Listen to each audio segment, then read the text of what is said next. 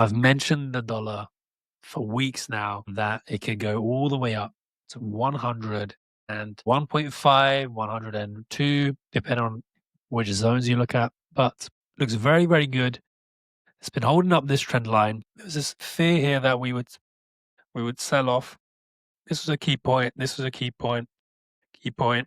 We're just holding this trend line. Now, if we clear this, we are going it to 6.3 on S&P. We are going deeper and bleeding out in crypto as well. So we have to be very, very mindful of this move here. And the VIX will spike up to around 29, 30, maybe even higher. So this is the key now. Do we move up higher on the dollar? If this doesn't break, then we have some hope of a move like this and then a break of the trend line. That's what I would look at. So we had this, loads of tests of this zone. There you go. Yeah, that's basically what I'm seeing. Or we go up higher and then we start here building for another market move down. But yeah, with the dollar strengthening, we're going to be seeing sell-offs very, very clear. Or at least it's a sign that there is a sell-off happening. Gold, we shorted in the intraday community. We shorted, I think, with the guy shorted with 1 hour. I didn't short this. I ended up just taking Solana as a short yesterday. Look, we had major tightening here.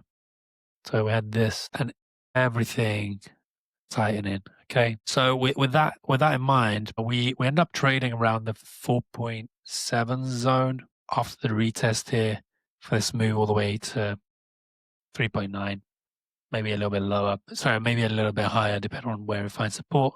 But this is where now we're looking at the potential trade. In terms of the swing trade, what I'm seeing here is this breakdown brings us back to 3.9, and then from 3.9 we can start developing structure.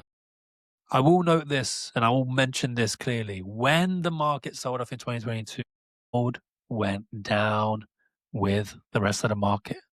There is no such thing as safety in a bear market. I'll show you the proof. It's going to be right here. Where is it? Maybe we can look at the weekly to make it easier. It was this period here from April 2022 all the way down to October. Okay. So yes, gold will move a little bit quicker and earlier than everything else. That means that potentially with this kind of move, we can go a lot lower than people expect. Something like that would be insane. 2,800 would be insane. Completely crush the gold market, completely crush the idea of safety in the markets. And then the institutions accumulate again. Look, as a summary, this is a reset. It is not a time to attack. It's not a time to be buying. It's not a time to be aggressive in the markets. It's a time to be focused. It's a time to analyze. It's a time to stay patient and wait until the setup is ready